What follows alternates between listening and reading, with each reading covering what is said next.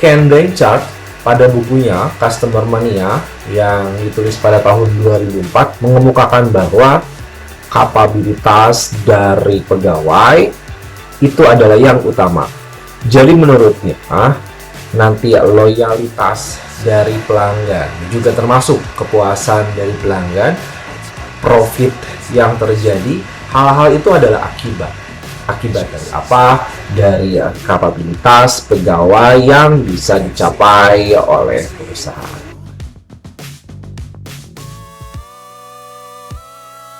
Pada bagian ini kita akan membahas peran sentral pegawai. Yang pertama adalah bagian inti produk.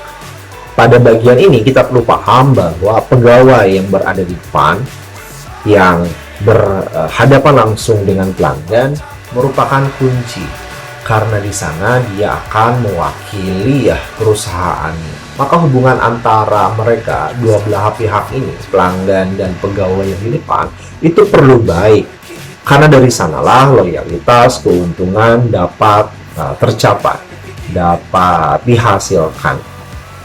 Nah, apabila kita sudah paham poin yang ini, maka sekali lagi orang-orang yang di depan ini perlu dipastikan kapabilitasnya.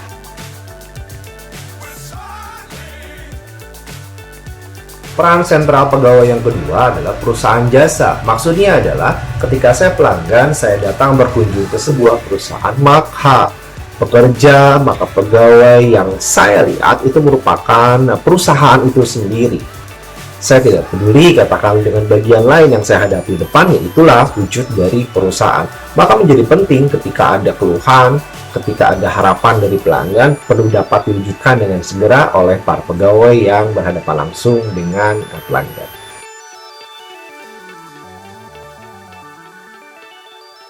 Peran sentral pegawai yang ketiga adalah merek atau brand. Pegawai ini adalah penentu apakah janji merek ini dapat diwujudkan dengan baik. Jadi misal seandainya ada merek yang memiliki janji bahwa pelayanan dapat dipenuhi dalam waktu sekian menit. Nah, itulah para pegawai yang wajib bisa memenuhi harapan dari merek.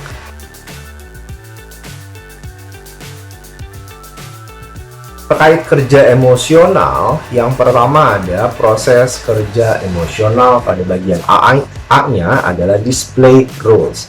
Apa maksudnya display rules? Ini merupakan bagaimana pegawai, misalnya saya pegawai, ini mengelola emosinya sesuai dengan kecocokan situasi ataupun pekerjaan. Maksudnya begini, yang namanya emosi dikaitkan dengan pekerjaan tak melulu harus positif atau ceria atau tersenyum. Pada jasa penerbangan, keramahan adalah yang utama, senyuman menjadi penting. Tapi bagaimana ketika orang bekerja sebagai debt collector, penagih hutang? Maka perlu ada yang emosi negatif di sana agar apa? Agar orang yang ditagih ini membayar. Jadi sudah dua kan, ada emosi negatif dan positif. Yang menariknya ada emosi netral perlu digunakan pada profesi tertentu. Misal ketika orang berprofesi sebagai dokter.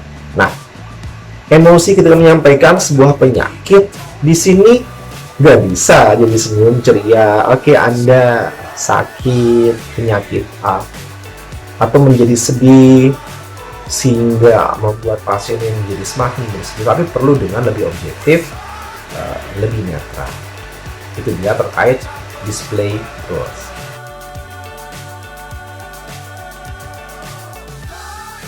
Proses kerja emosional yang B adalah surface acting dan deep acting.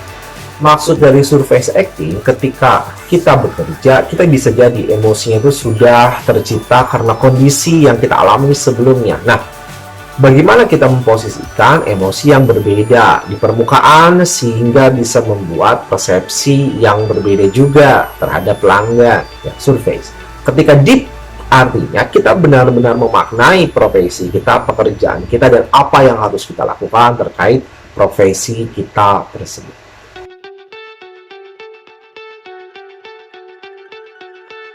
Dua adalah anteseden kerja emosional. Yang pertama adalah tuntutan situasi. Yang A ini tuntutan situasi. Jadi kita perlu mampu mengelola emosi karena apa? Karena dinilai oleh siapa? Ada pelanggan rahasia misal. secret customer yang dibayar untuk melakukan penilaian secara acak. Yang kedua, kita perlu mempertahankan emosi sesuai dengan pekerjaan ini karena ada tuntutan pelanggan yang konsisten. Pelanggan tak akan mau tahu kondisi kita sudah berapa jam bekerja, senyumannya sudah begitu menjadi melelahkan. Yang terpenting bagi pelanggan adalah ada kebutuhan mereka untuk merasa dihargai.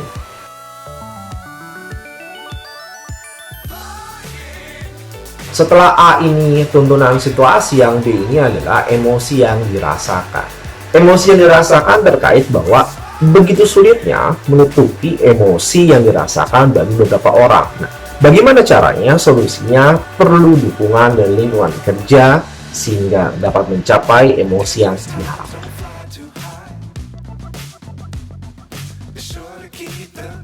Yang ketiga adalah dampak kerja emosional yang A terhadap pegawai.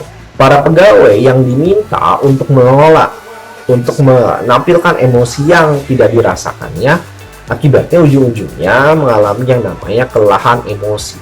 Situasi ini dapat mengakibatkan pegawai ini mengundurkan diri dari pekerjaannya karena apa ya tadi adalah emosional itu. Maka hati-hati, turnover keluar masuk di perusahaan menjadi tinggi sehingga tentu saja berdampak akan kurang sehat pada perusahaan tersebut.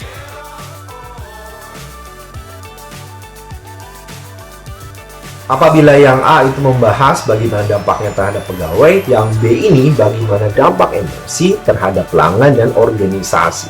Bagi pelanggan dan organisasi, emosi positif yang ditampilkan oleh para pegawai ini akan membuat mood dari pelanggan semakin baik. Ini juga akan berdampak evaluasi nanti akan menjadi lebih positif.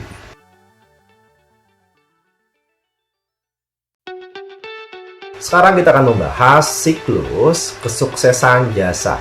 Nah, bukan yang sukses, nanti ada 3 bagian ya. Yang pertama ada siklus kegagalan. Ini biasa terjadi pada industri jasa di mana pola pikirnya upah itu dibayar murah. Setelah dibayar murah, resikonya tentu saja adanya ketidakpuasan dari pegawainya mengundurkan diri atau bahkan harus dikeluarkan, apapun teknis istilahnya. Perusahaan ini kekurangan tenaga kerja, akibatnya keluar masuk menjadi tinggi. Tentu saja hal ini akan mengakibatkan perusahaan yang kurang sehat dan menjadi gagal.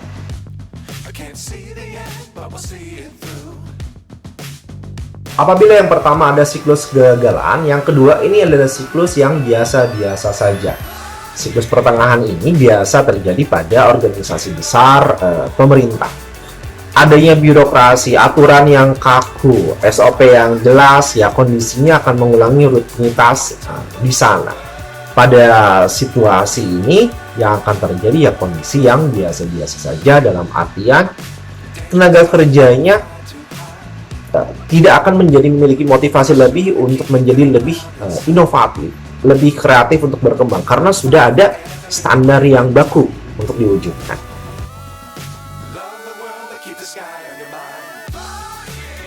Ketiga ini adalah siklus kesuksesan. Berbeda pada siklus kegagalan yang upahnya kecil, pegawai tidak terlatih dan mungkin menjadi tidak menikmati kerja. Pada siklus kesuksesan ini sebaliknya, perusahaan berani invest tinggi dengan upah yang tinggi, dengan kenyamanan bekerja yang membuat pelatihan-pelatihan secara rutin. Agar apa? Agar perusahaannya dapat bertahan dengan pegawai yang loyal dan juga dapat mengoptimalkan potensinya sebaik mungkin.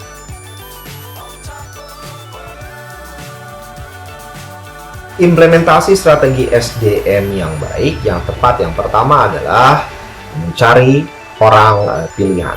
Orang-orang pilihan ini dapat muncul, dapat bekerja sama dengan kita pihak perusahaan dengan yang pertama caranya yang A, menjadi perusahaan pilihan. Ketika kita menjadi perusahaan pilihan, target dari para pencari kerja, kita akan lebih mudah menyeleksi yang terbaik. Tak perlu buru-buru menyeleksi untuk mengisi orang, tapi pastikan yang didapatkan adalah yang terbaik.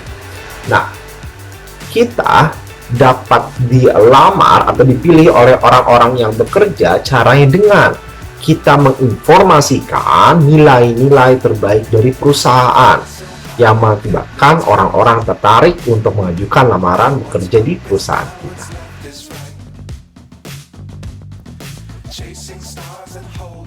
Poin B adalah menyeleksi orang yang tepat. Ada 4 bagian pada subbab ini. Cara yang pertama adalah dengan memperhatikan bagaimana perilakunya. Bukan kata-kata. Oke lah, kata-katanya baik, tapi sesuai nggak dengan tindakan? Walk the talk. Sesuaikah yang diucapkan dengan perilaku? Jawab perilaku.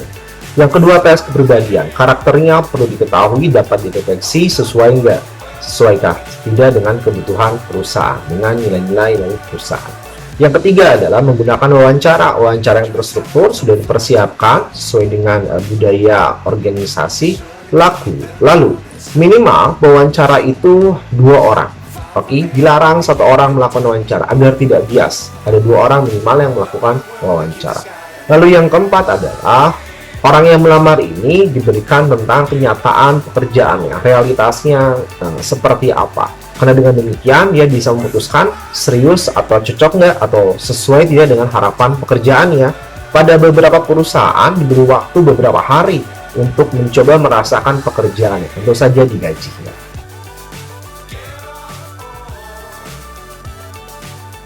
Strategi SDM yang kedua adalah memampukan karyawan. Nah, yang membuat karyawan ini nanti ada 4 bagian. Yang pertama adalah bagaimana diberikan pelatihan yang aktif terhadap para karyawan. Caranya, pelatihan ini substansinya yang pertama adalah informasi tentang budaya perusahaan, budaya organisasi. Bagaimana tujuan ataupun visi organisasi yang ingin dicapai. Kemudian budaya, ada nilai-nilai, ada tujuan, ataupun ada strategi. Ya, itu terkait dengan poin pertama tentang pelatihan.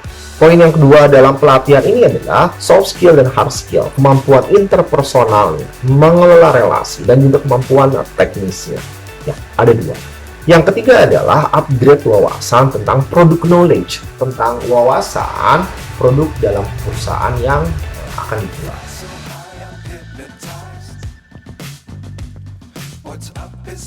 Memampukan karyawan yang B adalah memberdayakan karyawan. Memberdayakan karyawan ini maksudnya pahami bahwa karyawan itu adalah seorang manusia, maka perlakukanlah, beri kewajaran bagaimana seorang manusia untuk layak hidup.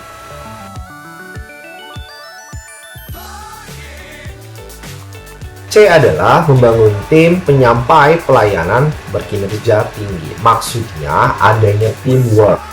Kumpulan orang-orang ini perlu mampu untuk solid, untuk berkolaborasi, berkoordinasi, sehingga akan menciptakan sistem yang baik pada perusahaan.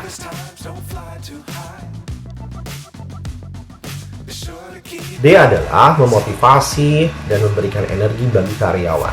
Yang karyawan butuhkan bukan hanya uang, tapi juga bagaimana pimpinannya, atasannya mengafirmasi isi pekerjaan. Sudah benar belum melakukannya? Beri umpan balik. Poin yang kedua itu umpan balik, apresiasi. Apabila sudah mencapai sasarannya, beritahu. Poin yang ketiga ini, ya, oke, kamu sudah mencapai sasaran, bagus, dan lanjutkan.